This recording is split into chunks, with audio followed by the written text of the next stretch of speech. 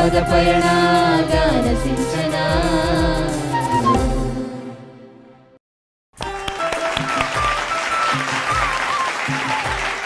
ಗಾನಸಿಂಚನ ಜನಮನದ ಪದಪಯಣ ಕಾರ್ಯಕ್ರಮಕ್ಕೆ ತಮ್ಮೆಲ್ಲರಿಗೂ ಹೃದಯಪೂರ್ವಕವಾದಂತಹ ಸ್ವಾಗತ ಸುಸ್ವಾಗತ.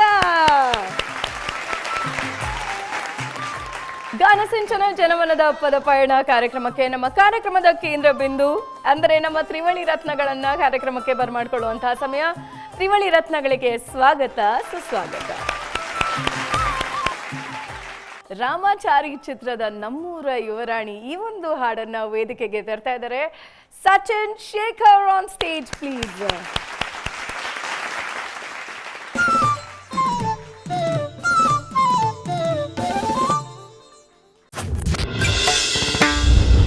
ನಮ್ಮೂರ ಯುವರಾಣಿ ಕಲ್ಯಾಣವಂತೆ ವರನ್ಯಾರು ಗೊತ್ತೇನೆ ಕೋಗಿಲೆ ಶುಭ ಕೋರಿ ಹಾಡೋಣ ಬಾ ಕೋಗಿಲೆ.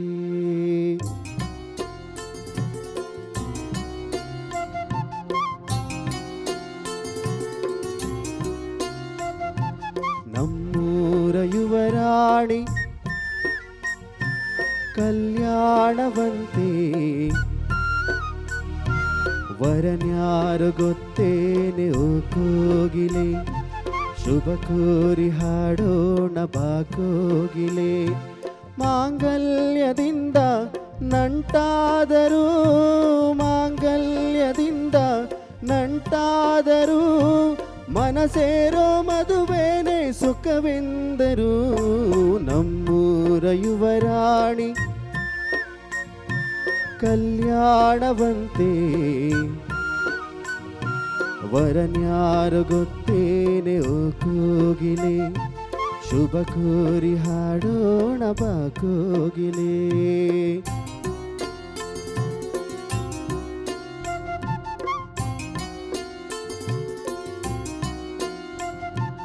ಒಳ್ಳೆ ದಿನಗಳಿಗೆಯ ಕೂಡಿಸಿ ತೆಂಗು ಬಾಳೆ ಚಪ್ಪರವ ಹಾಕಿಸಿ ನೂರಾರು ಮನೆಗೋಗಿ ಶುಭ ಕಾರ್ಯಕ್ಕೆ ಕೂಗಿ ಕರೆದಾಗಲೇ ಮದುವೆ. ಸರಿಗಮ ಪದನಿಸಬೂದಿಸಿ ತರ ತರ ಅಡಿಗೆಯ ಮಾಡಿಸಿ ಶುಭಾನುಗೋಗಿ ಶುಭ ಕಾರ್ಯಕ್ಕೆ ಕೂಗಿ ಕರೆದಾಗಲೇ ಮದುವೆ. ನಿಜವಾಗಿ ನನಗೇನು ತೋಚದೆ ಹೇಳಮ್ಮ ನೀನೆಂದು ಕೇಳಿದೆ. ಮನಸೊಂದೆ ಸಾಕಂತೆ ಸಾಕ್ಷಿಗೆ ಅರಿಶಿಣವೇ ಬೇಕಂತೆ ತಾಳಿಗೆ. ಹೇಳಿದ್ದು ಸತ್ಯ ಕೇಳಿದ್ದು ಸತ್ಯ ಸುಳ್ಳ್ಯಾವುದೇ ಕೋಗಿಲೆ. ಮಾಂಗಲ್ಯದಿಂದ ನಂಟಾದರೂ ಮಾಂಗಲ್ಯದಿಂದ ನಂಟಾದರೂ ಶುಭ ಕೋರೋ ನಡುವೇನೆ ಸುಖವೆಂದರು. ನಮ್ಮೂರ ಯುವರಾಣಿ ಕಲ್ಯಾಣವಂತೆ ವರನ್ಯಾರು ಗೊತ್ತೇನೆ ಕೋಗಿಲೆ ಶುಭ ಕೋರಿ ಹಾಡೋಣ ಬಾ ಕೋಗಿಲೆ.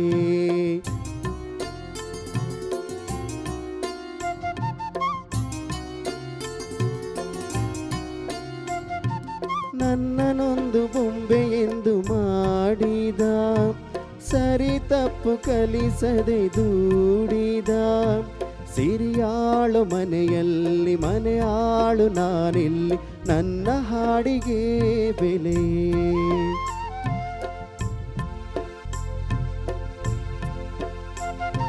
ಹಣೆಯಲ್ಲಿ ಬಡತನ ಗೀಚಿದ ಬುದ್ಧಿ ಮೇಲೆ ಕಪ್ಪು ಮಸಿ ಹಾಕಿದ.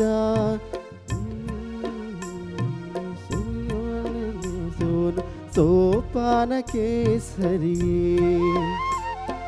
ഇരുളಲ್ಲಿ ಬರಿಬಾವಿ ನೋಡಿದೆ, ಹಗಲೆಲ್ಲಿ ಹಾರೆಂದರೆ ಹಾರಿದೆ. ಆ ರಾತ್ರಿ ಗಂಟೆಂದರೆ ಹಾಕಿದೆ, ಈ ರಾತ್ರಿ ಹಾಡೆಂದರೆ ಹಾಡಿದೆ. ಕೈಗೊಂಬೆ ನಾನು ಕುಣಿಸೋನು ನೀನು, ನಾ ಯಾರಿಗೆ ಹೇಳಲಿ. ಮಾಂಗಲ್ಯದಿಂದ ನಂಟಾದರೂ, ಮಾಂಗಲ್ಯದಿಂದ ನಂಟಾದರೂ, ಮನಸೇರೋ ಮದುವೆನೇ ಸುಖವೆಂದರು. ನಮ್ಮೂರ ಯುವರಾಣಿ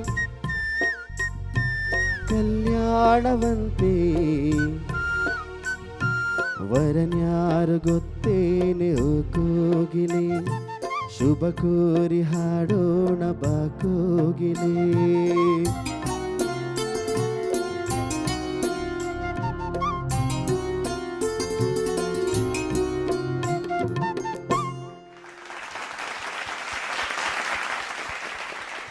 ನಮ್ಮ ನಾದಬ್ರಹ್ಮ ಡಾಕ್ಟರ್ ಹಂಸಲೇಖ ಅವರ ಸಂಗೀತ ಇರುವಂತಹ ರಾಮಾಚಾರಿ ಚಿತ್ರದ ಈ ನಮ್ಮೂರ ಯುವರಾಣಿ ಈ ಗೀತೆ ಎಲ್ಲರಿಗೂ ಸಿಕ್ಕಾಪಟ್ಟೆ ಫೇವ್ರೆಟ್ ಅಂತಲೇ ಹೇಳ್ಬೋದು. ಹಾಗೆ ನೋಡಿದ್ರೆ ಅರ್ಚನಾ ಮ್ಯಾಮ್, ಈ ಒಂದು ಪರ್ಫಾರ್ಮೆನ್ಸ್ ಬಗ್ಗೆ ನಿಮ್ಮ ಮಾತು. ಸಚಿನು, ಹಾಂ ಮ್ಯಾಮ್. ಕೈ ಹೆಂಗಿದೆ? ತುಂಬ ಪೇಯ್ನ್ ಇದೆ ಮ್ಯಾಮ್. ಹಾಂ, ಪರವಾಗಿಲ್ವ ಇವತ್ತು? ಪರವಾಗಿಲ್ಲ. ಡಾಕ್ಟರ್ ಹತ್ರ ಹೋಗಿ ಬಂದ್ಯಾ? ನಿನಗೆ ಫಸ್ಟ್ ಆಫ್ ಆಲ್ ಮುಖ ಸೆಂಡ್ರಿಸ್ಬೇಡ. ಇವು ತಲೆ ಎಲ್ಲ ಹಿಡ್ಕೊಂಡ್ಬಿಟ್ಟ ಇವತ್ತು ಇವನು. ಹಾಂ, ನಮಗೆ ತಲೆ ತುಂಬಾ ಒಂಥರ ಆಗ್ತಾ ಇತ್ತು. ಅದು ನಿನಗೆ ಲಿರಿಕ್ಸ್ ಮರ್ತೋಗ್ತಿದೆ ಅಂದಾಗ ನೀನು ಆ ಫಸ್ಟ್ ಚರಣದ ಆ ಸಾಲುಗಳನ್ನೇ ಹಾಡ್ಬೋದಿತ್ತು. ನೀನು ಟೆನ್ಷನ್ ಮಾಡ್ಕೊಂಡು ಮುಖ ಎಲ್ಲ ಇಷ್ಟು ಸಣ್ಣ ಆಗಿತ್ತು. ಆ್ಯಕ್ಚುಲಿ ನಿನ್ನ ಮುಖ ಅಷ್ಟು ಸೆಂಡ್ರಿಸ್ಬಿಟ್ಟು ಒಳ್ಳೆ ಪಿಂಗ್ ಪಾಂಗ್ ಬಾಲ್ ಥರ ಇಷ್ಟು ಸಣ್ಣಗಾಗೋಗಿತ್ತು. ಆಮೇಲೆ ಮೈಕಿಂದ ಡಿವಿಯೇಟ್ ಆಗಿ ತಲೆ ಕೈ ಹಿಡ್ಕೊಂಡು ಅಯ್ಯೋ ಅಯ್ಯೋ ಅಯ್ಯೋ ಏನೋ ದೊಡ್ಡ ಬ್ಲಂಡರ್ ಮಾಡ್ದಂಗೆ ನೀನೇ ಎಲ್ಲರಿಗೂ ತೋರಿಸ್ಬಿಟ್ಟು. ಆಯಿತಾ? ಹಾಗೆ ಮಾಡಬೇಡ. ಅದನ್ನು ನಿಭಾಯಿಸೋ ಪ್ರಯತ್ನ ಮಾಡು. ಎರಡನೇ ಚರಣದಲ್ಲಿ ನಿಭಾಯಿಸ್ದಿ, ಸುಮಾರು ಮಟ್ಟಿಗೆ ನಿಭಾಯಿಸ್ದಿ. ಬಟ್ ಇವತ್ತು ನೀನು ಹೈ ನೋಟ್ಸ್ ಹಾಡುವಾಗ ಸ್ಟ್ರೈನ್ ಕಾಣಿಸ್ತಾ ಇತ್ತು ನಿನ್ನ ಧ್ವನಿಯಲ್ಲಿ. ಕಷ್ಟಪಟ್ಟು ಹಾಡ್ತಾ ಇದ್ದೀಯ ನೋಟ್ಸ್ ರೀಚ್ ಮಾಡೋಕ್ಕೆ. ಆ್ಯಂಡ್ ಭಾಳಷ್ಟು ಕಡೆ ಶಾರ್ಪ್ ಕೂಡ ಆಗ್ತಾಯಿತ್ತು ಇವತ್ತು. ಸೊ ನಿನಗೆ ನಿನ್ನ ವರ್ಕ್ ಲೋಡು ಮತ್ತು ಇದು ಕಾಂಪಿಟೇಷನಿನ ಟೆನ್ಷನ್ನು ಎರಡೂ ನಿನ್ನ ಧ್ವನಿ ಮೇಲೆ ವರ್ಕ್ ಆಗ್ತಾ ಇದೆ, ಎಫೆಕ್ಟ್ ಆಗ್ತಾ ಇದೆ ಅನ್ನೋದು ಗೊತ್ತಾಗ್ತಾ ಇದೆ. ಆ ರಾತ್ರಿ ಗಂಟೆಂದರೆ ಹಾಕಿದೆ, ಈ ರಾತ್ರಿ ಹಾಡೆಂದರೆ ಹಾಡಿದೆ. ಸೊ ಆದಷ್ಟು ಮನಸ್ಸನ್ನು ಶಾಂತವಾಗಿ ಇಟ್ಕೊಳ್ಳೋಕೆ ಪ್ರಯತ್ನ ಪಡು. ಎಲ್ಲದೂ ಸರಿ ಹೋಗುತ್ತೆ. Sure ma'am. ಆಯಿತಾ? Sure ma'am. ಆಯ್ತಪ್ಪ, ಒಳ್ಳೆ ಪ್ರಯತ್ನ ಮಾಡಿದ್ಯಾ. You have done your best, leave the rest to God ಅಲ್ವಾ? Sure ma'am. Yes ma'am. ಒಳ್ಳೇದಾಗ್ಲಪ್ಪ. Thank you ma'am. Puniraju sir, ನೆನಪಾಯ್ತಾ ಈಗ ಸಾಹಿತ್ಯ? ಆ್ಯಕ್ಚುಲಿ ಸಾಂಗ್ ಬರ್ತಿತ್ತು ಸರ್, ಯಾಕೋ ತಲೆ ತುಂಬಾ ಒಂಥರ ಚಕ್ಕರ್ ಹೊಡೆದಂಗೆ ಅನ್ನಿಸ್ತಾ ಇತ್ತು. ಲೈಕ್ ಎಲ್ಲ ಎರೇಸ್ ಆದಂಗೆ ಅನ್ನಿಸ್ತಾ ಇದೆ. ರಾಮಾಚಾರಿ ಹಾಡಿಗೆ ಮಾಲಾಶ್ರೀ ಮೇಡಮ್ ಕೊಟ್ಟರು ಕಾಮೆಂಟ್. ಯಾರು ಹೇಳಿ ಕೊಟ್ಟಿದ್ದು ಟೈಟಲ್? ಮೇಡಮ್ ಅಲ್ಲ, ಟೈಟ್ಲ್ ಕೊಟ್ಟಿದ್ದು ಶಿವು ಕೊಟ್ಟ ಟೈಟ್ಲು ಅಲ್ವಾ? ಹಸಿರು ಸೀರೆಗಿರೇನು ಉಟ್ಕೊಂಡು ಬಂದಿದ್ರಿ ಮಾಲಾಶ್ರೀರು. ಇರಿ, ಆಮೇಲೆ ಅದನ್ನ ಹೇಳ್ತೀನಿ ನಾನು. ಹಾಂ, ಇದನ್ನ ಆಮೇಲೆ ಚರ್ಚೆ ಮಾಡೋಣ. ಅವನ ಹಾಡುಗಾರಿಕೆ ಬಗ್ಗೆ ಹೇಳ್ತೀನಿ. ಅದೇನು ಹಸಿರು ಸೀರೆ ಅದನ್ನ ಹಸಿರು ಸೀರೆ ಅಂತ ಮೆನ್ಷನ್ ಮಾಡಿದ್ರು. ಹಸಿರು ಸೀರೆಗೂ ನಮ್ಮ ಚಂದನಕ್ಕೂ ಬಹಳ ಹಳೆ, ಎಸ್ಪೆಷಲಿ ಈ ಸೀರೆಗೆ ಬಹಳ ಹಳೆ ನಂಟಿದೆ. ನನಗಿವತ್ತು ನಾನು ಯಾವಾಗಲೂ ದೂರದರ್ಶನ ಮತ್ತು ಆಕಾಶವಾಣಿಗೆ ನನ್ನ ತವ್ರ ಮನೆ ಅಂತ ಹೇಳ್ತಿರ್ತೀನಿ. ಯಾಕಂದರೆ ನಾನು ಬೆಂಗಳೂರಿಗೆ ಬಂದಾಗ 8 ವರ್ಷದ ಹುಡುಗಿ. ಅವಾಗಿಂದನೂ ನಾನಿಲ್ಲಿ ಹಾಡ್ತಾ ಇದ್ದೀನಿ. ಒಂಥರ ನಮ್ಮನ್ನೆಲ್ಲ ಪೋಷಿಸಿ ಬೆಳೆಸಿದಂತಹ ಸಂಸ್ಥೆ ಇದು. ಇಲ್ಲಿ ನಿತ್ಯೋತ್ಸವ ಅಂತ ಒಂದು ಕಾಂಪಿಟೇಷನ್, ಆವಾಗ ಎಲ್ಲ ಕಾಂಪಿಟೇಷನ್ಗಳ ಅಪ್ಪ ಅದು. ಅದನ್ನು ಮೊಟ್ಟ ಮೊದಲು ಪ್ರಾರಂಭ ಮಾಡಿದ್ದು ಅಲ್ಲಿ HS ವೆಂಕಟೇಶ್ ಮೂರ್ತಿಯವರು, ಲಕ್ಷ್ಮೀನಾರಾಯಣ ಭಟ್ರು, ಅಶ್ವಥ್ ಅವರು, ಅವರೆಲ್ಲ ಜಡ್ಜ್ಗಳಾಗಿ ಕೂತ್ಕೋತಾಯಿದ್ರು. ನಾನು ಆ್ಯಂಕರ್ ಮಾಡ್ತಾಯಿದ್ದೆ. ಅದನ್ನು KSIC ಅವರು ಸ್ಪಾನ್ಸರ್ ಮಾಡ್ತಾಯಿದ್ರು. ಸೊ ಗ್ರ್ಯಾಂಡ್ ಫಿನಾಲೆ ಆದಾಗ ನನಗೆ ಈ ಸೀರೆ, ಬಹುಶಃ ಇದಕ್ಕೊಂದು 24-25 ವರ್ಷ ಆಗಿರ್ಬೋದು ಈ ಸೀರೆಗೆ. ಹಾಂ, ಅಲ್ಲ ನನಗೂ ಪ್ಲಸ್ ಅಷ್ಟಾಗಿದೆ. ಸೊ ನನಗೆ ಬಹಳ ಇವತ್ತು ತಂದೆ ಕೊಟ್ಟ ಸೀರೆಯನ್ನು ಉಟ್ಕೊಂಡು ತವ್ರ ಮನೆಗೆ ಬಂದ ಫೀಲಿಂಗ್ ನನಗಿವತ್ತು. ತುಂಬ ಖುಷಿ, ಒಂಥರ ಏನೋ ಡೇಜಾವು ಆಯಿತು, ಒಂದು ಭಾವುಕತೆನೂ ಬಂತು ನನಗೆ. ಮತ್ತೆ ಅದೇ ಸೀರೆನುಟ್ಟು ಮತ್ತೆ ಅದೇ ಸಂಸ್ಥೆಗೆ ಬಂದು ಅವತ್ತು ಆ್ಯಂಕರಿಂಗ್ ಕೆಲಸ ಮಾಡ್ತಿದ್ದೆ, ಇವತ್ತು ಜಡ್ಜಾಗಿ ಕೂತ್ಕೊಂಡಿದ್ದೀನಿ. ನನ್ನೆಲ್ಲ ಬೆಳವಣಿಗೆಯಲ್ಲಿ ನನ್ನ ಜೊತೆ ಇದ್ದಂತಹ ಚಂದನಕ್ಕೆ ನಾನು ಶಿರಬಾಗಿ ವಂದಿಸ್ತೀನಿ. ಥ್ಯಾಂಕ್ ಯು ಚಂದನ ಮತ್ತು ದೂರದರ್ಶನ ವಾಹಿನಿಗೆ.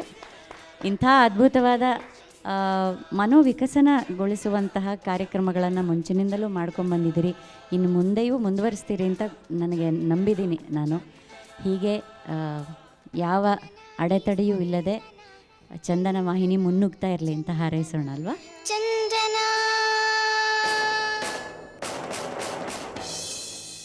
ಆ್ಯಕ್ಚುಲಿ ಏನು ಗೊತ್ತಾ, ವಿಷಯ ಏನಂದರೆ ಈ ಹಾಡು ಹಂಸಲೇಖ ರಚನೆ ಒಬ್ಬ ಹಳ್ಳಿಯ ಒಂದು ಹುಡುಗನ ಏನು ಆ ಪಾಪ ಮುಗ್ಧ ಹುಡುಗನ ಪಾತ್ರ ಅದು ಅಲ್ವಾ. ತನಗೇನೂ ತಿಳಿದಿಲ್ಲ, ತಾಯಿಯಷ್ಟೇ ಪ್ರಪಂಚ ಅಂದ್ಕೊಂಡಿರೋ ಅಂಥ ಪಾತ್ರ ಅದು. ಎಷ್ಟು ಅದ್ಭುತವಾದ ಪಾತ್ರ ಅದು ಅಲ್ವಾ. ಹೌದು ಸರ್. ಇದನ್ನು ಹಾಡ್ತಾ ಇದ್ದಾಗ ನಾನು ಒಂದು ಸಣ್ಣದೊಂದು ನನ್ನ ಇದು ನೆನಪಾಯಿತು. ಚಿಕ್ಕ ಹುಡುಗನಲ್ಲಿ ನಾನೇನು ಮಾಡ್ತಿದ್ದೆ ಗೊತ್ತಾ, ಈ ಬ್ರರ್ ಅಂತ ಸುಮ್ಮನೆ ಗಾಡಿನಲ್ಲಿ ಏನಿಲ್ಲ, ಸುಮ್ಮನೆ ಹಂಗೆ ಹಾಡ್ಕೊಂಡು ಹೋಗ್ತೀವಲ್ಲ, ಗೊತ್ತಲ್ಲ ನಿಮಗೆ. ನಾನು ಹಾಡು ಹೇಳ್ಕೊಂಡು ಹಂಗೆ ಹೋಗ್ತಾ ಇರ್ತಿದ್ದೆ. ಒಂದು ಹೈಸ್ಕೂಲಿಗೆ ಬಂದಮೇಲೂ ಹಾಡ್ತಿದ್ದೆ, ಅದೇ ಥರನೇ ಹಾಡ್ತಾ ಇದ್ದೆ. ಒಂದು ಮನೆಯಲ್ಲಿ ಒಂದು ಹುಡುಗಿ ನನ್ನ ಮೇಲೆ ಕಂಪ್ಲೇಂಟ್ ಮಾಡಿಬಿಟ್ಟಿದ್ದಾಳೆ. ಏನಂತ ಅಂದರೆ ಅವನು ನನ್ನ ನೋಡ್ಕೊಂಡು ಹಾಡ್ಕೊಂಡು ಹೋಗ್ತಿದ್ದಾನೆ. ನ್ಯಾಯಕ್ಕೆ ಹಾಕಿದ್ರು. ಆಮೇಲೆ ಒಬ್ಬರು ಚನ್ನಗಿರಿಯಪ್ಪ ಅನ್ನೋರೊಬ್ಬರು ಊರಿನಲ್ಲಿ ಹಿರಿಯರು, ಆ ಹುಡುಗ ಆ ಥರ ಅಲ್ಲ, ಅವನು ಮುಗ್ಧ ಹುಡುಗ, ಅವನು ಹಾಡ್ತಾನಷ್ಟೇ, ಅವ್ನಿಗೆ ಆ ಥರ ಎಲ್ಲ ಭಾವನೆ ಇಲ್ಲ, ನಾನು ಗ್ಯಾರಂಟಿ ಕೊಡ್ತೀನಿ, ಆ ಹುಡುಗ ಆ ಥರ ಅಲ್ಲ. ಅವ್ರು ಹೋಗಿ ಯಾರ್ಯಾರಿಗೂ ಹೇಳ್ಬಿಟ್ಟು ದೊಡ್ಡವ್ರಿಗೆಲ್ಲ ಹೇಳ್ಬಿಟ್ಟು, ಹುಡುಗ ನೋಡ್ರಿ ಈ ಥರ ಹಿಂಗೆ ನಮ್ಮ ಹುಡುಗಿ ನೋಡ್ಕೊಂಡು ಹಾಡು ಹೇಳ್ಕೊಂಡು ಹೋಗ್ತಾನೆ ಹಾಗೆ ಹೀಗೆ ಅಂಥೇಳಿ. ನೋಡಿ ಈ ಥರದ್ದೆಲ್ಲ ನಡೆಯುತ್ತೆ. ನನ್ನ ಗುಣನೇ ಅಷ್ಟು. ಇವಾಗೂ ಅಷ್ಟೇ, ನಾನು ಸುಮ್ಮನೆ ಹೋಗ್ತಾಯಿದ್ರೆ ಹಾಡು ಹೇಳ್ಕೊಂಡು ಹೋಗ್ತಾ ಇರ್ತೀನಿ, ನಾನು ಸುಮ್ಮನೆ ಇರೋದೇ ಇಲ್ಲ. ನಾವು ಕೆಲಸ ಮಾಡ್ಬೇಕಾರೆ ಏನು ಕೆಲಸ ಮಾಡ್ಬೇಕಾರೋ ಹಳ್ಳಿಲಿ ಜನಪದ ಹಾಡುಗಳನ್ನ ಹಾಡ್ಕೊಂಡು ಹೋಗೋದು. ಈ ಹಾಡು ಬಂದಾಗೆಲ್ಲ ನನಗೆ ರಾಮಾಚಾರಿ ಪಾತ್ರ ನಾನೇ ಅಂದ್ಕೊಳ್ತಾ ಇರ್ತೀನಿ ನಾನು ಅಲ್ವಾ. ಇದು ನನಗೆ ನೆನಪಾಯಿತು. ಬಟ್ ಸಾಹಿತ್ಯ ಮರಿಬಾರ್ದಪ್ಪ. ನನಗೆ ಸಾರಿ, ಇನ್ನೊಂದು ವಿಷಯ ನೀವು ಕಥೆ ಹೇಳಿದಾಗ ನೆನಪಾಯಿತು. ಸದ್ಯ ಹಾಡು ಹೇಳ್ಕೊಂಡು ಹೋಗ್ತಾ ಇದ್ರಲ್ವಾ, ಎಲ್ಲೋ ಆ ಗೂಂಗಿನಲ್ಲಿ ಸಿನಿಮಾ ಹಾಡುಗಳು, ಯಾವುದೋ ಸಿನಿಮಾದ ಸನ್ನಿವೇಶದ ಗೂಂಗಲ್ಲಿ ನಿಮಗೆ ಗೊತ್ತಿಲ್ಲ ಯಾರಿಗೂ ಬುಲ್ಬುಲ್ ಮಾತಾಡೋಕ್ಕಿಲ್ವಾ ಅಂತ ಹೇಳ್ಬಿಡ್ಲಿಲ್ವಲ್ಲ ಸದ್ಯ? ಹೇಳಿಲ್ಲ ನಾನು, ಆ ಥರದ ಹುಡುಗ ಅಲ್ಲ ನಾನು. ನನಗೆ ಆಮೇಲೆ ಅನಿಸಿದ್ದೇನು ಗೊತ್ತಾ, ತಾತ ಹೇಳಿದ್ದು, ಲೋ ಆ ಹುಡುಗಿನೇ ನಿನ್ನ ಮೇಲೆಲ್ಲ ಕಣ್ಣು ಹಾಕಿದ್ಲೇನೋ ಕಣೋ ಅಂತ. ಭಾಳ ಕಿಲಾಡಿ ತಾತ ಅವರು. ಆದರೆ ಒಳ್ಳೆಯವರು, ತುಂಬ ಒಳ್ಳೆಯವರು. ಆದರೆ ಎಷ್ಟು ಹೆಂಗಿರ್ತಿದ್ರು ಹಳ್ಳಿಗಳಲ್ಲಿ ಅಂದರೆ, ಸರಳವಾಗಿ ನೇರವಾಗಿ ಮಾತಾಡೋರು ಇರ್ತಿದ್ರು. ಒಳ್ಳೆಯದಾಗಲಿ ಸಚಿನ್. ಆದರೆ ಎಷ್ಟು ಸರಳವಾಗಿದೆ ಸಾಹಿತ್ಯ, ಅದು ಆರಾಮಾಗಿ ನೆನ್ಪಿಟ್ಕೊಳ್ಬೋದು ಅಲ್ವಾ.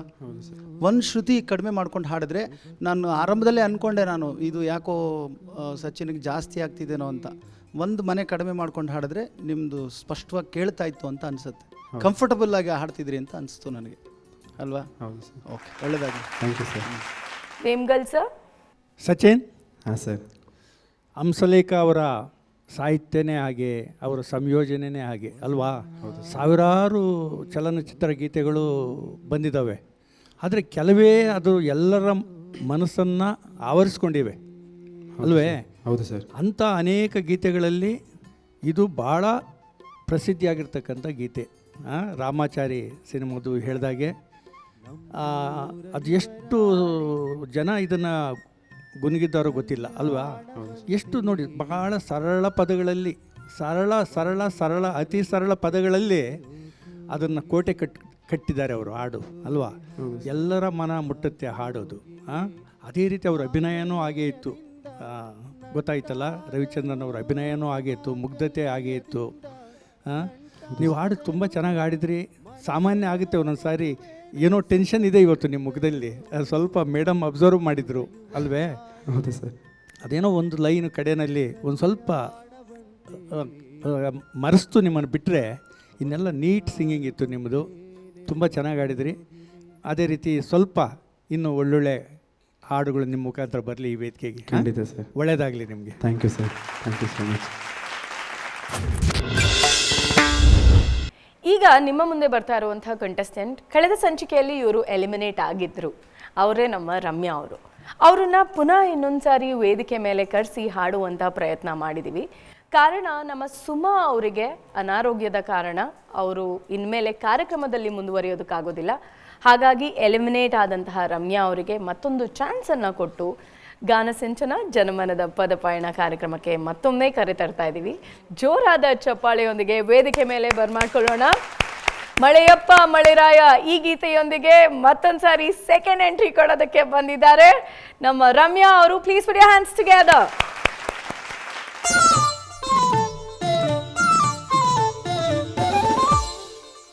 ವೀಕ್ಷಕರಿಗೆಲ್ಲ ಗಾನಸಿಂಚನ ನೋಡ್ತಾ ಇರುವ ಎಲ್ಲ ಕಲಾಪ್ರೇಮಿಗಳಿಗೆ ಒಂದು ವಿಶೇಷವಾದ ಸೂಚನೆ, ಇನ್ಫಾರ್ಮೇಷನ್ ಕೂಡ ಕೊಡಬೇಕು. ಬಹಳಷ್ಟು ಜನ ಆಶ್ಚರ್ಯ ಪಟ್ಕೋತಾ ಇರಬಹುದು, ರಮ್ಯಾ ಹೇಗೆ ಮತ್ತೆ ಇಲ್ಲಿ ಬಂದು ನಿಂತಿದ್ದಾಳೆ. ಕಳೆದ ಸಂಚಿಕೆಯಲ್ಲಿ ಎಲಿಮಿನೇಟ್ ಆಗಿರುವಂತಹ ರಮ್ಯಾ ಹೇಗೆ ಮತ್ತೆ ಇಲ್ಲಿ ಅಂತ ಅನ್ಕೋತಾ ಇರಬಹುದು. ಈ ಸಂಚಿಕೆಯಿಂದ ನಮ್ಮನ್ನು ಬಿಟ್ಟು ನಿರ್ಗಮಿಸ್ತಾ ಇರ್ತಕ್ಕಂಥ ಅವರು ರಮ್ಯಾ.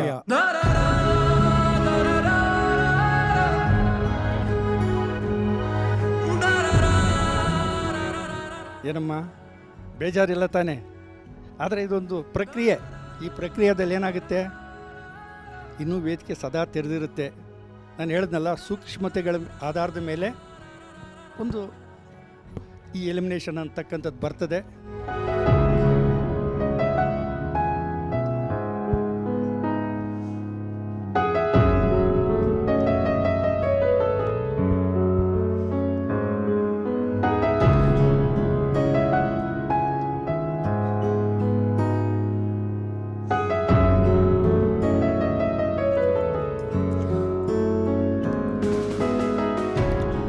ನನ್ನ ತಪ್ಪುಗಳನ್ನು ತಿದ್ದುತ್ತಾ ಇಲ್ಲಿ ತನಕ ಹೇಳ್ತಾ ಬಂದು ಇಲ್ಲಿ ತನಕ ನಾನು ಬರೋದಕ್ಕೆ ಅವಕಾಶ ಸಿಕ್ಕಿದೆ. 3 ಜಡ್ಜಸ್ಸಿಗೂ ನನ್ನ ಧನ್ಯವಾದಗಳು. ಕಳೆದ ಸಂಚಿಕೆಯಲ್ಲಿ ಎಲಿಮಿನೇಟ್ ಆಗಿರುವಂತಹ ರಮ್ಯಾ ಹೇಗೆ ಮತ್ತೆ ಇಲ್ಲಿ ಅಂತ ಅನ್ಕೋತಾ ಇರಬಹುದು. ಅದಕ್ಕೆ ಕಾರಣವನ್ನು ನಾನು ವಿವರಿಸಿ ಹೇಳ್ತೀನಿ. ಸುಮಾ ಅನ್ನುವಂತಹ ಇನ್ನೊಬ್ಬಳು ಗಾಯಕಿ ಕಳೆದ ಸಂಚಿಕೆ ಹಾಡುವಾಗಲೇ ಬಹಳ ಅನಾರೋಗ್ಯದಿಂದ ಬಳಲ್ತಾ ಇದ್ಲು. ಬಹಳ ಕಷ್ಟದಿಂದ ಅವಳ ಹಾಡನ್ನು ನಿಭಾಯಿಸಿ ಕಾರ್ಯಕ್ರಮ ಎಲ್ಲ ಮುಗಿದ ನಂತರ ಆಕೆಗೆ ತುಂಬ ಹೆಚ್ಚು ವೈರಲ್ ಫೀವರ್ ಇದ್ದು ತುಂಬ ಅನಾರೋಗ್ಯ ಆಗಿ ಅವಳಿಗೆ ಹಾಸ್ಪಿಟ್ಲಿಗೆ ಅಡ್ಮಿಟ್ ಮಾಡಲೇಬೇಕು ಅಂತ ಡಾಕ್ಟರ್ಸ್ ಹೇಳಿದ್ದ ಕಾರಣ ಆಕೆಯನ್ನು ವಿಶೇಷ ಮೆಡಿಕಲ್ ಎಮರ್ಜೆನ್ಸಿ ಇರುವ ಕಾರಣ ನಾವು ವಿಶೇಷವಾಗಿ ಪರ್ಮಿಷನ್ ಕೊಟ್ಟು ಅವಳನ್ನು ಕಾರ್ಯಕ್ರಮದಿಂದ ಕಳಿಸ್ಕೊಟ್ಟಿದ್ದೇವೆ. ಆಕೆಯ ಮತ್ತು ರಮ್ಯನ ಒಂದು ಮಾರ್ಕಿಂಗಲ್ಲಿ ಕೇವಲ 1 ಅಂಕದ ವ್ಯತ್ಯಾಸ ಇತ್ತು. ಹಾಗಾಗಿ ನಾನು ರಿಕ್ವೆಸ್ಟ್ ಮಾಡಿಕೊಂಡೆ ಚಂದನ ವಾಹಿನಿಯವರಿಗೆ, ಈ ರೀತಿ ಒಂದು ನಮ್ಮ ಕೈಯಲ್ಲಿಲ್ಲದೆ ಒಂದು ಎಲಿಮಿನೇಷನ್ ಆಗಿ ಹೋಗಿರೋದ್ರಿಂದ ಯಾಕೆ ನಿಜವಾಗಿ ಎಲಿಮಿನೇಟ್ ಆದಂತಹ ರಮ್ಯಾಗೆ ಯಾಕೆ ಇನ್ನೊಂದು ಚಾನ್ಸನ್ನು ಕೊಡಬಾರ್ದು. ಮಾರ್ಕ್ಸಲ್ಲಿ ಬಹಳ ವ್ಯತ್ಯಾಸ ಇಲ್ಲದಿರೋ ಕಾರಣ ಆಕೆ ವಾಲಂಟ್ರಿ ಎಕ್ಸಿಟ್ ತಗೊಂಡಿರೋದ್ರಿಂದ ಈಕೆಗೆ ಮತ್ತೊಂದು ಚಾನ್ಸ್ ಯಾಕೆ ಕೊಡಬಾರ್ದು, ಡಬಲ್ ಎಲಿಮಿನೇಷನ್ ಆಗೋಗ್ಬಿಡತ್ತಿಲ್ಲ ಅಂತಂದರೆ ಅಂತ ಅವರು ಎಲ್ಲ ಬಹಳ ಒಳ್ಳೆ ಮನಸ್ಸಿನ ಟೀಮು ಅವರು ಒಪ್ಕೊಂಡು ಈಕೆಗೆ ಮತ್ತೊಂದು ಅವಕಾಶವನ್ನು ನೀಡಿದ್ದಾರೆ. ಚಂದನ ವಾಹಿನಿಯವರಿಗೆ ಮತ್ತು ಗಾನಸಿಂಚನದ ಇಡೀ ತಂಡದವರಿಗೆ ನಾನು ಧನ್ಯವಾದಗಳನ್ನ ಹೇಳೋದಕ್ಕೆ ಇಷ್ಟಪಡ್ತೀನಿ. ನಾನು ಕಳೆದ ಸಂಚಿಕೆಯಲ್ಲಿ ಹೇಳ್ತಾ ಇದ್ದೆ, ಯಾರ ಹಣೆಯಲ್ಲಿ ಏನು ಬರೆದಿರುತ್ತೆ ಹೇಳೋದಕ್ಕಾಗಲ್ಲ, ಯಾರಿಗೆ ಎಲ್ಲಿ ಎಷ್ಟು ಋಣ ಇರುತ್ತೆ ಹೇಳೋದಕ್ಕಾಗಲ್ಲ ಅಂತ. ಅದಕ್ಕೆ ಎಷ್ಟು ಕೂಡಲೇ ಒಂದು ನಿದರ್ಶನ ಸಿಕ್ತು ಅನ್ನೋದಕ್ಕೆ ರಮ್ಯಾನೇ ಒಂದು ಉದಾಹರಣೆ. ಸೊ ನಿಮ್ಮ ಯಾರಿಗೂ ಇದ್ರ ಬಗ್ಗೆ ಏನು ಉದಾಸೀನ, ಇದ್ರ ಬಗ್ಗೆ ಏನು ವೈಮನಸ್ಸು ಇಲ್ಲ ಅಂತ ಭಾವಿಸ್ತೀನಿ. ಸೊ ನಿಮ್ಮೆಲ್ಲರಿಗೂ ಧನ್ಯವಾದ. ನಿಮ್ಮ ಸ್ನೇಹಿತೆಯನ್ನು ಅವರಿಗೆ ಮತ್ತೊಂದು ಅವಕಾಶ ಕೊಟ್ಟಿದ್ದಕ್ಕೆ ನೀವ್ಯಾರು ಅಪಸ್ವರ ಎತ್ತಿಲ್ಲದೆ ಇರೋದಕ್ಕೆ ನಿಮಗೆ ನಾನು ಧನ್ಯವಾದಗಳನ್ನ ಹೇಳ್ತೀನಿ. ರಮ್ಯಾ, ನಿನಗೆ ಇನ್ನೊಂದು ಅವಕಾಶ ಸಿಕ್ಕಿದೆಯಮ್ಮ, ಇದನ್ನು ಚೆನ್ನಾಗಿ ಬಳಸ್ಕೊಂಡು ಮುಂದಕ್ಕೆ ಹೋಗು ಅಂತ ನಾವೆಲ್ಲರೂ ನಿನಗೆ ಹಾರೈಸ್ತೀವಿ. ಮತ್ತೆ ಇಲ್ಲಿ ಅವಕಾಶ ಕೊಟ್ಟಿರುವಂತಹ ಚಂದನ ವಾಹಿನಿಯ ಎಲ್ಲ ಸಿಬ್ಬಂದಿ ವರ್ಗದವರಿಗೂ ಹಾಗೂ ನನ್ನ 3 ಜನ ಜಡ್ಜಸ್ಸಿಗೂ ಹಾಗೂ ನನ್ನ ಕಂಟೆಸ್ಟೆಂಟ್ಗಳಿಗೂ ಧನ್ಯವಾದಗಳು. ಹಾಗೂ ಸುಮಾ ಅವರು ಆದಷ್ಟು ಬೇಗ ಹುಷಾರಾಗಿ ಬರಲಿ ಅಂತ ನಾನು ಪ್ರಾರ್ಥಿಸ್ತೀನಿ.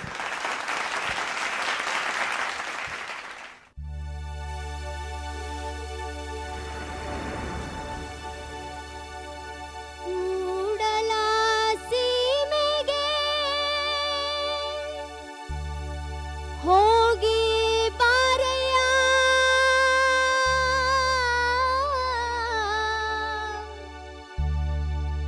ಮಳೆಯಪ್ಪ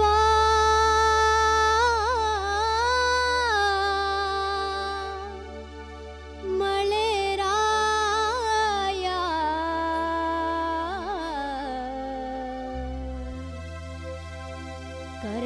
ಕರೆಯುತ್ತಾರೋ ನಿನ್ನ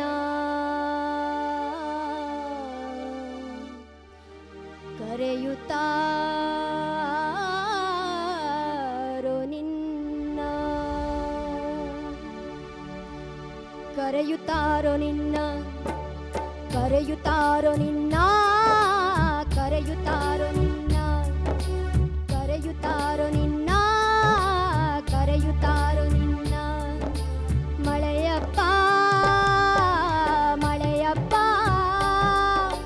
ಮಳೆಯಪ್ಪ ಮಳೆರಾಯ ಕರೆಯುತ್ತಾರೋ ನಿನ್ನ ಮಳೆಯಪ್ಪ ಮಳೆರಾಯ ಕರೆಯುತ್ತಾರೋ ನಿನ್ನ ಮೊದಲು ಕೂರಿಗೆ ರೈತಾರು ಹೊಲದಾಗ ಫಲ ನೆಟ್ಟು ಮೊದಲು ಕೂರಿಗೆ ರೈತಾರು ಹೊಲದಾಗ ಫಲ ನೆಟ್ಟು ಕೈಯ ಮುಗಿದಾರ ಕೈಯ ಮುಗಿದಾರ ಕೈಯ ಮುಗಿದಾರ ಕೈಯ ಮುಗಿದಾರ ಮಳೆಯಪ್ಪ ಮಳೆಯಪ್ಪ ಮಳೆಯಪ್ಪ ಮಳೆರಾಯ ಕರೆಯುತ್ತಾರೋ ನಿನ್ನ ಮಳೆಯಪ್ಪ ಮಳೆರಾಯ ಕರೆಯುತ್ತಾರೋ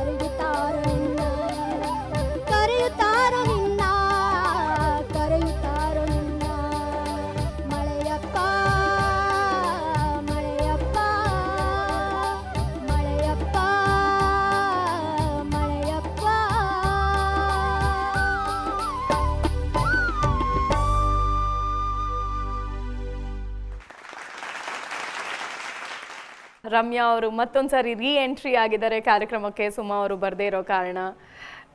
ಈ ಹಾಡಿನ ಬಗ್ಗೆ ಹಾಗೆ ಈ ಒಂದು ಪ್ರೋಸೆಸ್ ಬಗ್ಗೆ ಹೇಳಿ ಮೇಡಮ್. ನಿನ್ನ ಗಾಯನದ ಬಗ್ಗೆ ಮಾತಾಡೋಕ್ಕಿಂತ ಮುಂಚೆ ಒಂದು ವಿಷಯನ ನಾನು ಹೇಳಲೇಬೇಕು. ಇಲ್ಲಿ ಬಹಳಷ್ಟು ಜನಕ್ಕೆ ಆರೋಗ್ಯ ತೊಂದರೆ ಕೊಡ್ತಾ ಇದೆ. ವೈರಲ್ ಫೀವರ್ ಇದೆ, ಗಂಟ್ಲು ಕೆಮ್ಮಿದೆ, ಗಂಟ್ಲು ತೊಂದರೆ ಕೊಡ್ತಾ ಇದೆ. ಅವರೆಲ್ಲ ಪಾಪ ಮೆಡಿಕೇಷನ್ ತಗೊಂಡು ಬಂದು ಹಾಡ್ತಾ ಇದ್ದಾರೆ ಇಲ್ಲಿ. ನಿಮ್ಮೆಲ್ಲರ ಶ್ರದ್ಧೆಗೆ ನಾನು ನಮಸ್ಕಾರ ಹೇಳ್ತೀನಿ. ಹಾಗೆ ನಿಮಗೆ ದೇವರು ಹೆಚ್ಚು ಶಕ್ತಿ ಕೊಡಲಿ, ನೀವು ಆರೋಗ್ಯನ ಚೆನ್ನಾಗಿ ಕಾಪಾಡ್ಕೊಳ್ಳಿ, ಫೈನಲ್ಸ್ ತನಕ ಯಾರಿಗೂ ಇನ್ನೇನು ಮತ್ತೆ ತೊಂದರೆ ಆಗದೇ ಇರಲಿ ಅಂತ ಪ್ರಾರ್ಥನೆ ಮಾಡ್ತೀನಿ. ಅಷ್ಟೇ ಅಲ್ಲ, ನಮ್ಮ ಮ್ಯೂಸಿಷಿಯನ್ಸಲ್ಲಿ ಕೂಡ ಕೆಲವರಿಗೆ ಪಾಪ ಆರೋಗ್ಯದ ತೊಂದರೆ ಇದೆ. ಎಸ್ಪೆಷಲಿ ಮಾರುತಿ ಅವರಿಗೆ ಕೂಡ ಅವರ ಡೆಡಿಕೇಷನ್ನಿಗೆ ಮೆಚ್ಚಬೇಕು. ದಯವಿಟ್ಟು ಚಪ್ಪಾಳೆ ಕೊಡಿ.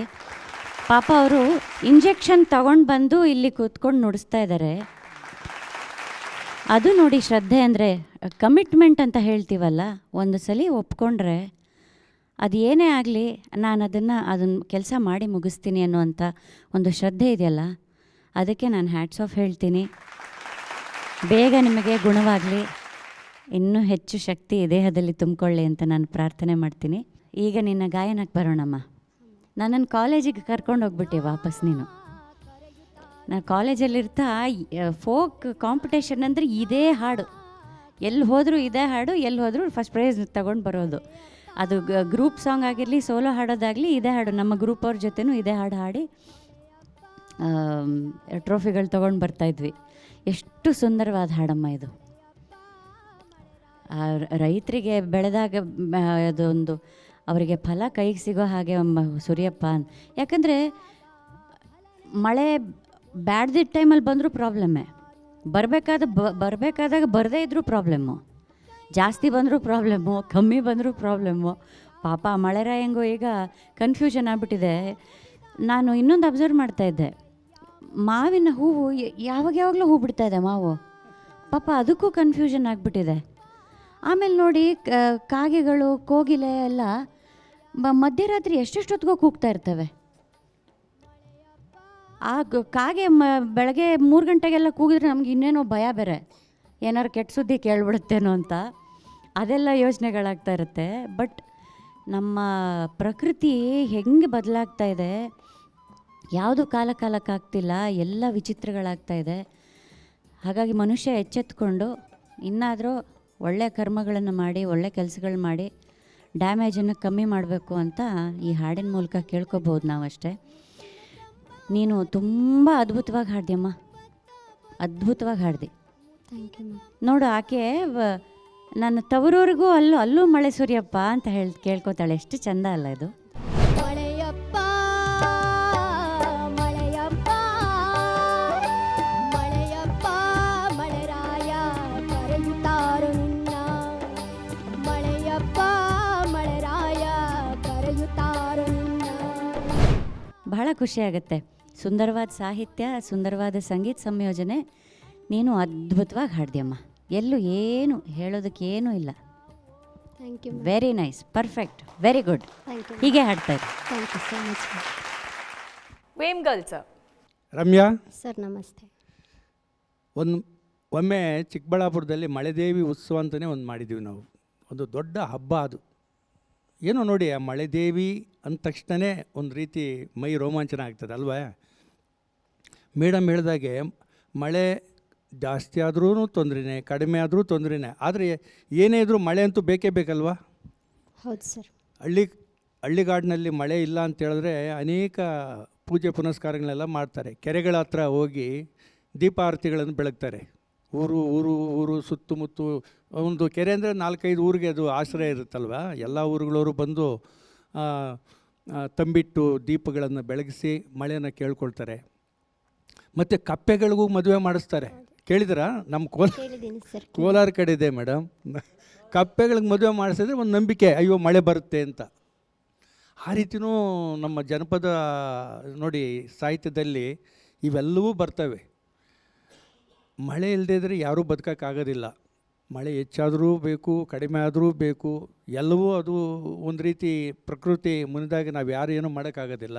ಆದರೆ ಮಳೆಯಂತೂ ಎಲ್ಲರಿಗೂ ಬೇಕು. ಒಳ್ಳೆ ಮೂಲ ಜಾನಪದ ಗೀತೆನ ತುಂಬ ಅಚ್ಚುಕಟ್ಟಾಗಿ ಆಡಿದ್ರಿ.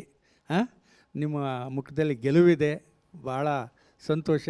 ಮುಂದೆ ಒಳ್ಳೆ ಹಾಡುಗಳನ್ನು ನೀವಿನ್ನೂ ಆಡ್ತಿರೋ ಅನ್ನೋ ವಿಶ್ವಾಸ ನಮಗಿದೆ. ಒಳ್ಳೆಯದಾಗಲಮ್ಮ ನಿಮಗೆ. Thank you sir. Muniraju sir. Ramya, ಒಳ್ಳೆ ಜನಪದ ಸಾಹಿತ್ಯ ಇರುವಂಥ ಫೈನ್ ಟ್ಯೂನ್ ಆಗಿರುವಂಥ ಒಂದು ಜನಪದ ಗೀತೆ ಇದು ಅಲ್ವಾ? ಜನಪದ ಹಾಡುಗಳಲ್ಲಿ ಮಳೆ ಬಂದರೂ ಒಂದು ಹಾಡು, ಮಳೆ ಹೋದರೂ ಒಂದು ಹಾಡು, ಮಳೆ ಬಗ್ಗೆನೇ ಅನೇಕ ಕಲ್ಪನೆಗಳು. ಉತ್ತರ ಕರ್ನಾಟಕದಲ್ಲಿ ಜೋಕುಮಾರಸ್ವಾಮಿ ಅಂತ ಮಾಡ್ತಾರೆ, ಇಲ್ಲಿ ನಮ್ಮ ಮೈಸೂರು ಪ್ರಾಂತದಲ್ಲಿ ಮಳೆರಾಯ ಅಂತ ಮಾಡ್ತಾರೆ. ಮಳೆರಾಯನಿಗೆ ಹಾಡುಗಳನ್ನ ಮಳೆರಾಯನ ಮಾಡಿಕೊಂಡು ಓದ್ಕೊಂಡು ಮೆರ್ಕೊಂಡು ಊರು ತುಂಬ ಎಲ್ಲ ಮೆರವಣಿಗೆ ಮಾಡಿಕೊಂಡು ಮನೆಗೆ ನೀರೆಲ್ಲ ಹಾಕ್ಸ್ಕೊಂಡು ಥರದ್ದೆಲ್ಲ ಮಾಡಿ ಮತ್ತು ಅದನ್ನಿಟ್ಟರೆ ಮಳೆನೇ ಬಂದುಬಿಡ್ತಿತ್ತು. ಅದೇನೋ ನಂಬಿಕೆ ನೋಡಿ ಅವ್ರದ್ದು. ಈ ಥರದ್ದೆಲ್ಲ ಜನಪದ ಇದರಲ್ಲಿ ಬರುತ್ತೆ. ಇನ್ನು ಗಣಪತಿ ಬಂದು ಹೋದ್ಮೇಲೆ ಶಿವನಿಗೆ ಹೇಳಿದ್ನಂತೆ, ಏನಂತ, ಎಲ್ಲ ಸಮೃದ್ಧವಾಗಿದೆ, ನನ್ನ ಮುಳುಗ್ಸೋಕ್ಕೆ ಕೆರೆಯಲ್ಲಿ ತುಂಬ ನೀರಿದೆ ಅಂತ ಹೇಳಿ ಆದಮೇಲೆ ಜೋಕುಮಾರಸ್ವಾಮಿ ಬರ್ತಾರಂತೆ, ತಮ್ಮ ಗಣಪತಿ ತಮ್ಮ. ಜನಪದರ ಕಥೆ ಇದು. ತಮ್ಮ ಬಂದು, ಅಪ್ಪ ಗಣೇಶ ಇದ್ದಾಗೆಲ್ಲ ಚೆನ್ನಾಗಿತ್ತು, ಈಗ ನಾನು ಹೋಗ್ಬೇಕಾದ್ರೆ ಪಾಪ ನೀರೇ ಇಲ್ಲ, ಅಲ್ಲಿ ಮಳೆನೇ ಇಲ್ಲ, ಈಗೆಲ್ಲ ಕಷ್ಟ ಅನುಭವಿಸ್ತಿದ್ದಾರೆ, ನೀನೊಂಚೂರು ಕರುಣೆ ಮಾಡಿ ಒಂಚೂರು ಮಳೆ ಸುರಿಸು ಅಂತ ಹೇಳಿ ಕೇಳ್ಕೊಂಡಂತೆ. ಆಗ ಶಿವ ಮಳೆ ಸುರಿಸಿದ್ನಂತೆ. ಅದಕ್ಕೆ ನಮ್ಮ ಜನಪದರು ಏನು ಮಾಡ್ತಾರೆ, ಜೋಕುಮಾರಸ್ವಾಮಿನ ಪೂಜೆ ಮಾಡ್ತಾರೆ, ಅವನನ್ನು ಮಳೆರಾಯನ ರೀತಿಯಲ್ಲಿ ಪೂಜೆ ಮಾಡ್ತಾರೆ. ಎಷ್ಟು ಒಳ್ಳೆಯ ಕಲ್ಪನೆ ಅಲ್ವಾ? ಈಗೂ ಕೂಡ ಅಷ್ಟೇ, ಉತ್ತರ ಕರ್ನಾಟಕದಲ್ಲಿ ಮಳೆ ಬರಲಿಲ್ಲ ಅಂದರೆ ಜೋಕುಮಾರಸ್ವಾಮಿ ಪೂಜೆ ಮಾಡಿ ಮತ್ತು ಇದನ್ನು ಹಬ್ಬ ಎಲ್ಲ ಮಾಡ್ತಾರೆ. ನೋಡಿ, ಸಾಮ್ಯತೆ ಇದೆ ಇಡೀ ಕರ್ನಾಟಕದಲ್ಲಿ ಈ ಥರದ್ದೊಂದು ಮಳೆರಾಯನ ಬಗ್ಗೆ. ಆಮೇಲೆ ಹೆಣ್ಮಕ್ಳಂತೂ ಏನು ಚೆನ್ನಾಗಿ ಹಾಡ್ತಾರೆ ಅಂತಂದರೆ, ಅವರು ನಮ್ಮ ಊರ ಮೇಲೆ ಅಷ್ಟೇ ಮಳೆ ಹುಯ್ಯು ಅಂತ ಹೇಳಲ್ಲ, ಅಕ್ಕನ ಊರ ಮೇಲೆ, ಆ ತಂಗಿ ಊರ ಮೇಲೆ, ಮಾವನ ಊರ ಮೇಲೆ, ಮಾವಿನ ತೋಪಿನ ಮೇಲೆ, ಅಡಿಕೆ ತೋಟದ ಮೇಲೆ ಜಗ್ಗಾಡಿಸ್ಕೊಂಡು ಅಯ್ಯೋ ಮಳೆರಾಯ ಅಂತ ಹಾಡ್ತಾರೆ. ಮಳೆ ಹೋಯ್ತು ಅಂತ ಮಳೆರಾಯನ ಬೈಬೇಡ, ಹೊಕ್ಕಳ ಹೊನ್ನ ಸೆರಗಿಲಿ ಕಟ್ಕೊಂಡು ಸಾಲಕ್ಕೆ ಹೋಗೋರು ಮಳೆ ಬರ್ತಾನೆ ಬಿಡು ಅಂತ ಹೇಳಿ. ಹಬ್ಬ ಹೇಳ್ತಾ ಹೋದರೆ ಜನಪದ ಅದ್ಭುತ. ಚೆನ್ನಾಗಿ ಹಾಡಿದ್ರಿ, ಅದೆಲ್ಲ ನೆನಪಿಸಿದ್ರಿ. ಒಳ್ಳೆಯದಾಗಲಿ. ಮುನ್ರಾಜು, ನಮ್ಮ ಕಡೆನೂ ಆಡೋರು.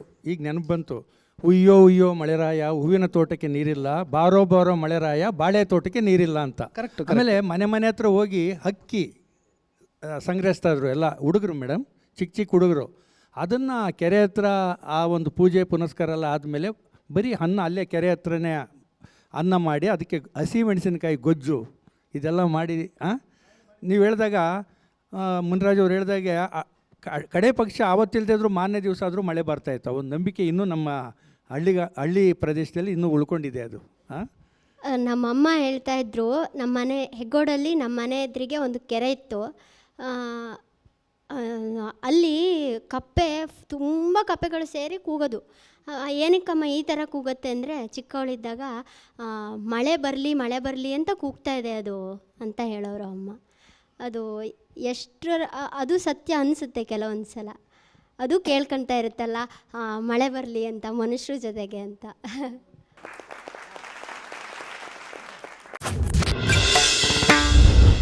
ಈ ನೆಲ ಈ ಜಲ, ಈ ಒಂದು ಹಾಡನ್ನು ಹಾಡೋದಕ್ಕೆ ಬರ್ತಾ ಇದ್ದಾರೆ ಚಿಕ್ಕ ಜಾಲದ ಗೋ ತಮಿ.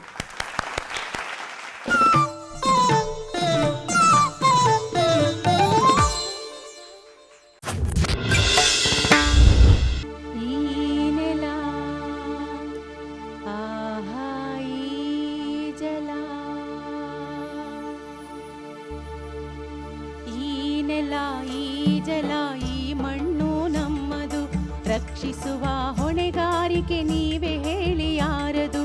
ಈ ನೆಲ ಈ ಜಲ ಈ ಮಣ್ಣು ನಮ್ಮದು, ರಕ್ಷಿಸುವ ಹೊಣೆಗಾರಿಕೆ ನೀವೇ ಹೇಳಿ ಯಾರದು? ರಕ್ಷಿಸುವ ಹೊಣೆಗಾರಿಕೆ ನೀವೇ ಹೇಳಿ ಯಾರದು?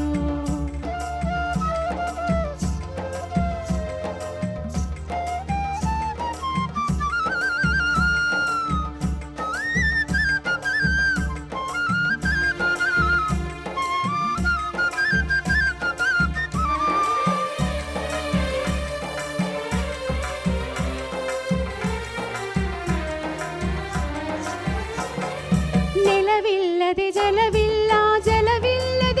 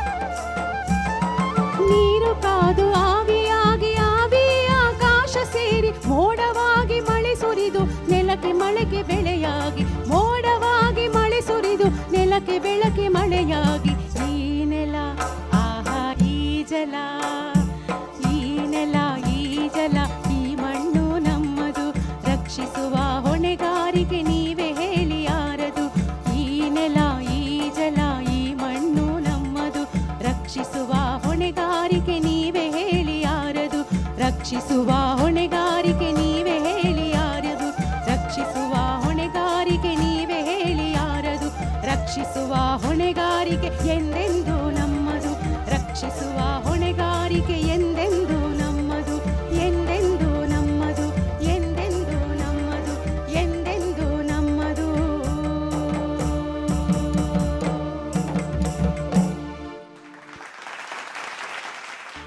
ಈ ನೆಲ ಈ ಜಲ ಗೋ ತಮ್ಮಿ ಸ್ವಲ್ಪ ಮುಂದೆ ಬನ್ನಿ ಗೋಂದ್ರೆಗೋ ಹೋಗ್ತಾ ಇದ್ದೀರಾ? ನಾನು ಆರಾಮಾಗಿದ್ದೀನಿ, ನೀವು ಹೇಗಿದ್ದೀರಾ? ಫುಲ್ ಪಿಂಕ್ ಪಿಂಕಲ್ಲಿ ಚಂದ ಕಾಣಿಸ್ತಿದ್ದೀರಾ. ನೀವು ಇವತ್ತು ಕನ್ನಡ ಮತ್ತೆ ನಾನು ಕನ್ನಡತಿ ಅಲ್ವಾ? ಓಕೆ. ಈ ನೆಲ ಈ ಜಲ ಅದನ್ನ ರಕ್ಷಿಸುವ ಹೊಣೆಗಾರಿಕೆ ನಮ್ಮದು ಅಲ್ವಾ? ಬಹಳ ಒಳ್ಳೆ ಸಂದೇಶ ಕೊಟ್ಟಿರುವಂತಹ ಹಾಡು. ಅರ್ಚನಾ ಮ್ಯಾಮ್, ಹೇಗೆ ಅನ್ನಿಸ್ತು? ತುಂಬ ಖುಷಿಯಾಯಿತು. ಎಷ್ಟು ಸಿಂಪಲ್ಲಾಗಿ ಎಷ್ಟು ದೊಡ್ಡ ಒಂದು ಮೆಸೇಜ್ ಹೇಳ್ತಾ ಇದೆ ಈ ಹಾಡು. ಕಳೆದ ಸಂಚಿಕೆಯಲ್ಲಿ ಕೂಡ ನೀವು ಮಳೆ ಬಿದ್ದರೆ, ತಾಯಿ ಬಿದ್ದರೆ ಅವಳಿಗೆ ಇರೋದಕ್ಕೆ ಜಾಗ ಇಲ್ಲ ಅಂತ ನಮ್ಮ ನೆಲ ಜಲದ ಬಗ್ಗೆನೇ ಒಂದು ಹಾಡು ಹೇಳಿದ್ರಿ. ಮತ್ತೊಮ್ಮೆ ಅದೇ ಥರದ ಒಂದು ಸಂದೇಶವನ್ನು ಸಾರ್ತಾ ಇದ್ದೀರಿ. ನೀವು ಸಾರಿ ಸಾರಿ ಹೇಳೋ ಸಂದೇಶ ಕರ್ನಾಟಕದ ಜನರ ತಲೆ ಒಳಗೆ ಹೋಗಿ ಗಟ್ಟಿಯಾಗಿ ಕೂತ್ಕೊಳ್ಳಿ ಅಂತ ನಾನು ಆಸೆ ಪಡ್ತೀನಿ. ಸಕಲ ಜೀವರಾಶಿಗಳಿಗೂ ನೆಲ ಜಲ ಬೇಕಲ್ಲ, ಸಕಲ ಜೀವರಾಶಿಗಳಿಗೂ ನೆಲ ಜಲ ಬೇಕಲ್ಲ, ಈ ನೆಲ ಆಹಾ ಈ ಜಲ. ತುಂಬ ಚೆನ್ನಾಗಿ ಹಾಡಿದ್ರಿ ಗೋವಿಂದಮ್ಮ. Thank you ma'am.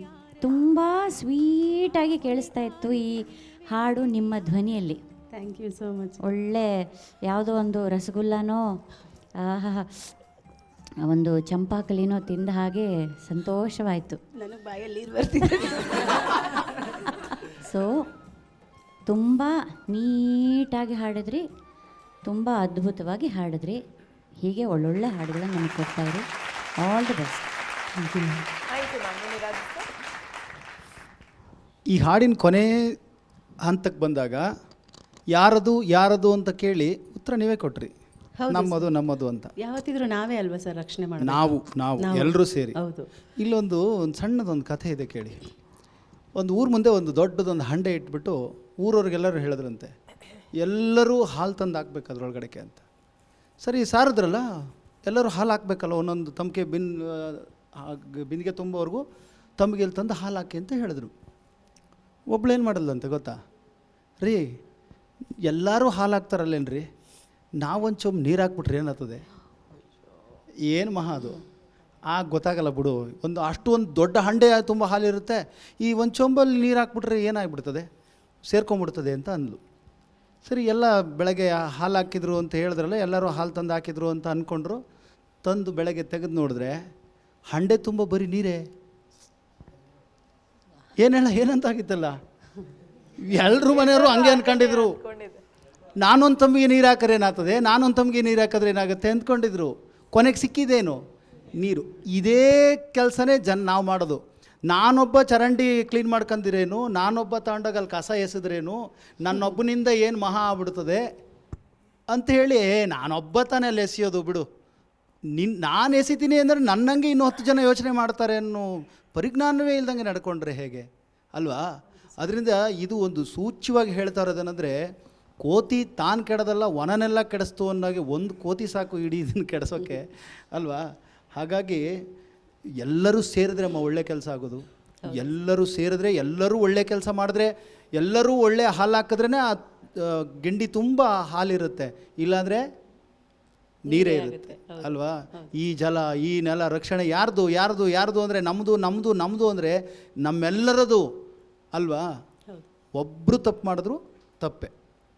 ಇದು ಈ ಹಾಡಿನ ಸಂದೇಶ. ಒಳ್ಳೆ ಹಾಡನ್ನು ಕೊಟ್ಟರೆ ಒಂದು ಸಂದೇಶ ಕೊಡಲಿಕ್ಕೆ ಒಂದು ಅವಕಾಶ ಆಯಿತು. ಮುಂದುವರಿಲಿ ನಿಮ್ಮ ಹಾಡಿನ ಪ್ರಯಾಣ. ನಮಸ್ಕಾರ. Thank you sir. Vemgal sir.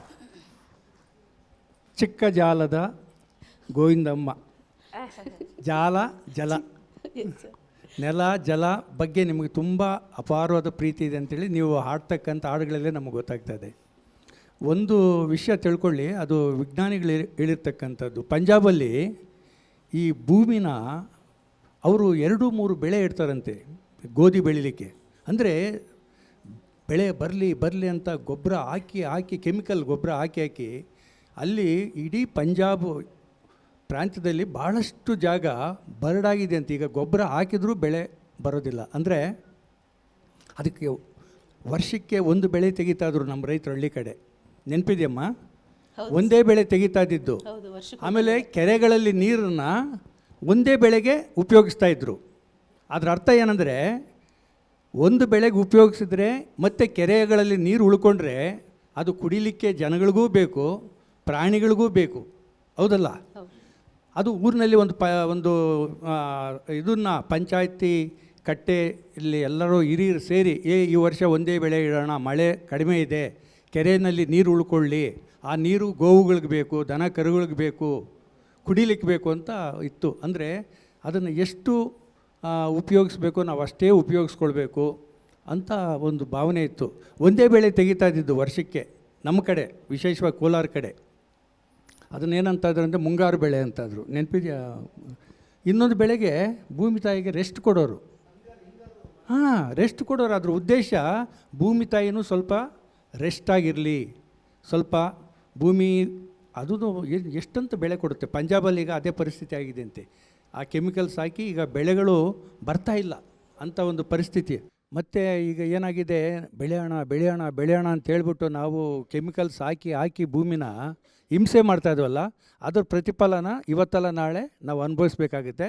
But ಒಳ್ಳೆಯ ಸಂದೇಶ ಈ ಹಾಡಿನ ಮುಖಾಂತರ ನಾವು ರಕ್ಷಣೆ ಮಾಡಬೇಕು. ನೆಲ ಜಲನ ರಕ್ಷಣೆ ಮಾಡಬೇಕಾದ್ರೆ ರೈತರು ಅಥವಾ ಜ್ಞಾನಿಗಳು ತಿಳ್ಕೊಬೇಕು ಇದ್ರ ಬಗ್ಗೆ ಅಂತ. ಒಳ್ಳೆಯ ಸಂದೇಶ, ಒಳ್ಳೆ ಹಾಡು. ಧನ್ಯವಾದಗಳು ನಿಮಗೆ. Thank you sir. Gautami, good lucks ನಿಮಗೆ, ಒಳ್ಳೆಯದಾಗಿ. Thank you. ಓಕೆ, ನೋಡಿದ್ರಲ್ಲ ನಮ್ಮ ಸ್ಪರ್ಧಿಗಳು ಅವರೇ ಕಾಂಪಿಟೇಟರ್ ಆಗಿ ತಗೊಂಡು ಬಹಳಷ್ಟು ಸುಮಧುರವಾದಂತಹ ಗೀತೆಗಳನ್ನು ವೇದಿಕೆ ಮೇಲೆ ತಗೊಂಡು ಬಂದಿದ್ದಾರೆ. ಮತ್ತಷ್ಟು ಗೀತೆಗಳನ್ನು ಕೇಳುವಂತಹ ತವಕ ನಿಮ್ಮಲ್ಲಿದೆ ಅಂತ ನನಗೆ ಗೊತ್ತು. ಹಾಗಿದ್ರೆ ಮುಂದಿನ ಸಂಚಿಕೆಯಲ್ಲಿ ಭೇಟಿಯಾಗೋಣ. ನಮಸ್ಕಾರ.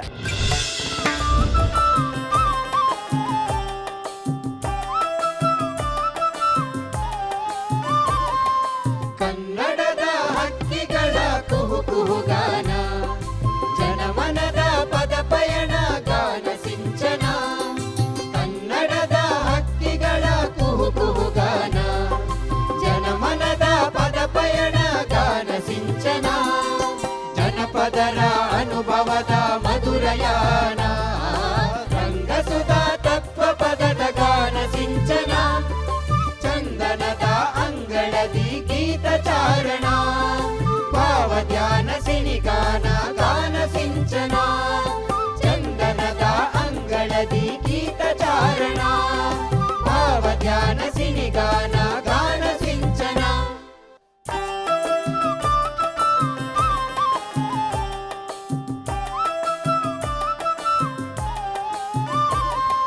ಕನ್ನಡದ ಹಕ್ಕಿಗಳ ಕುಹು ಕುಹುಗಾನ, ಜನಮನದ ಪದ ಪಯಣ ಗಾನ ಸಿಂಚನ. ಕನ್ನಡದ ಹಕ್ಕಿಗಳ ಕುಹು ಕುಹುಗಾನ, ಜನಮನದ ಪದ ಪಯಣ ಗಾನ ಸಿಂಚನ. ಜನಪದರ ಅನುಭವದ ಮಧುರಯಾನ, ರಂಗಸುಧಾ ತತ್ವ ಪದದ ಗಾನ ಸಿಂಚನ. ಚಂದನದ ಅಂಗಳದಿ ಗೀತ ಚಾರಣ, ಭಾವಧ್ಯಾನ ಸಿನಿಗಾನ ಗಾನ ಸಿಂಚನ. ಚಂದನದ ಅಂಗಳದಿ ಗೀತ ಚಾರಣ, ಭಾವಧ್ಯಾನ ಸಿನಿಗಾನ ಗಾನ ಸಿಂಚನ. ಕನ್ನಡದ ಹಕ್ಕಿಗಳ ಕುಹು ಕುಹುಗಾನ, ಜನಮನದ ಪದ ಪಯಣ ಗಾನ ಸಿಂಚನ. ಕನ್ನಡದ ಹಕ್ಕಿಗಳ ಕುಹು ಕುಹುಗಾನ, ಜನಮನದ ಪದ ಪಯಣ ಗಾನ ಸಿಂಚನ.